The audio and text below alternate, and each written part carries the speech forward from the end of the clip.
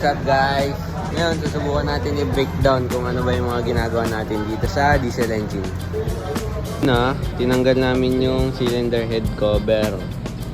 Then kalas yung injection pump. Ayan, ito kinas namin injection pump.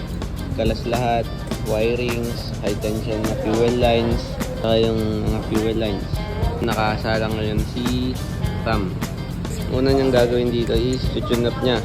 Ang ginagawa namin, ipapower muna namin yung cylinder number 4. Tapos, ang gagamitin naming method sa pag-tune up ay short method. Sunod ng short method, yung titignan. So, intake, exhaust, exhaust, intake, tapos exhaust. Lahat ng nagalaw na push rod, ayan, yun ang i-tune up. So, ang size na binigay kay sir ay, anong size binigay sa'yo, boy? Size 12 sa feeler gauge. Yun ang size pag-tune up niya nitong mga valves. Galaw tong push rod ng intake. Ito na, galaw din push rod ng exhaust, push rod ng exhaust din ito ng cylinder number 3. Tapos ito tukod. So kapag tukod to, syempre hindi niya ma-tune up. Hindi niya i-tune up kasi short method yon. So skip sa isa. Intake, exhaust, exhaust, sabay intake. Pag naka-power ang piston number 4. So ang next namin na ipa-power ay piston number 1 naman. Naman malalaman kapag naka-power na yung cylinder number 1. Titingin tayo sa exhaust valve ng piston number 4. Lubog siya. Then yung pag-angat niya ng kapantay na tong intake ng valves ng cylinder number 4, pagpantay niya pag ganun, yun na yung top dead center niya. So ayun ayun. Pag-angat niyang ganun, pag pumantay na siya, it means naka-power na yung piston number 1. Tingnan ang kapirasong montage. Pag nagpantay na siya, it means naka-power na yung piston number 1. Diretso ulit sa valve adjustment or sa valve tune up. Lahat ulit ng nagalaw na push rod. Galawin mo nga, Mike. Intake at exhaust, ayan, nagalaw siya. Intake at exhaust ng piston number 1. Post exhaust ng piston number 2. Then exhaust ng piston number 3. Yun yung short method. Cover naman ng cylinder head. Sa pagsasalpak naman ng injection pump, depende yan sa design ng injection pump. Pero yung gamit namin dito sa spool is meron siyang naka-indicated na letter Z. Yan yung itatama dun sa timing mark ng crankshaft dito. Ito yung injection pump, din sasalpak siya pag ganun. Dapat sumakto dun sa dalawang timing mark dito sa crankshaft. Dapat aware tayo dun sa timing ng injection pump para magsakto dun sa timing ng yung gear dito. Ayan dito. Silipin natin sa baba ng radiator. Ayun. Dapat yung dalawang Z dito sa gear ng crankshaft, sumakto yung Z nung timing dun sa section pump. Pagpasok niyang ganun, dapat nasa gitna yung letter Z. Ano? Sige, pasok to. Yo! Sige, pasok mo ba? Ayun guys.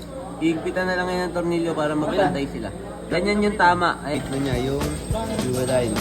Simula feed pump, patas dito sa fuel filter. Itong bungee bolt niya, itong bungee bolt niya, may washer dito, tanggalin mo na daw. Washer dito. Pin may kabit tong fuel lines galing injection pump, papunta naman dito sa injectors. Biblit na siya.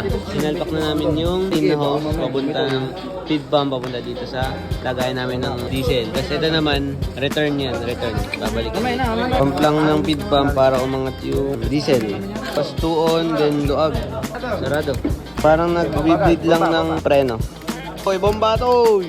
Bomba! Bomba ng bomba to! Bomba! Yung process, pump dito, stay, 2 on, tas dito luwag, ulit pump dito, tas dito naman sa baba. Tapos luwag. Pag wala ng bubble, solid na yung lalabas na diesel, okay na yun. Bibleed namin yung high pressure na fuel lines dito. Kakarank namin yan, tinanggal na namin yung glow plug para walang compression. Dito naman namin titingnan sa susunod. Pag may sumirit dyan, okay na. May nalabas na diesel. Pag wala, tuloy-tuloy lang ang crank. May lumabas ng diesel dito sa fuel lines. Ayan, higpitan na.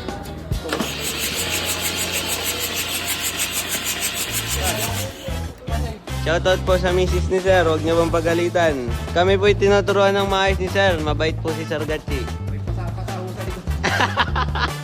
Firing lang namin din, kakabit na lahat ng glow plug. So, may lumabas na dito sa number 3 na injector, okay na yan.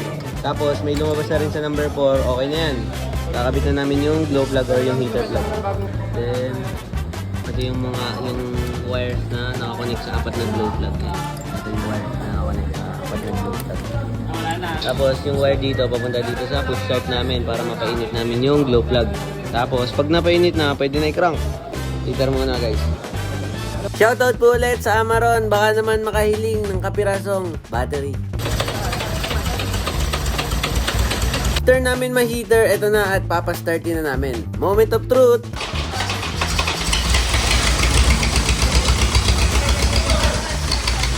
At ayun na nga, success ulit, napaandar na ni Ram. And note po ulit na hindi pa po kami mga professional, sinishare lang po namin kung ano yung mga natututunan namin dito sa school. Kaya yun lang ulit for this video. Salamat ulit sa panonood at kung nagustuhan mo tong video, please follow, like, and share para sa mga susunod na contents. Salamat and God bless us all.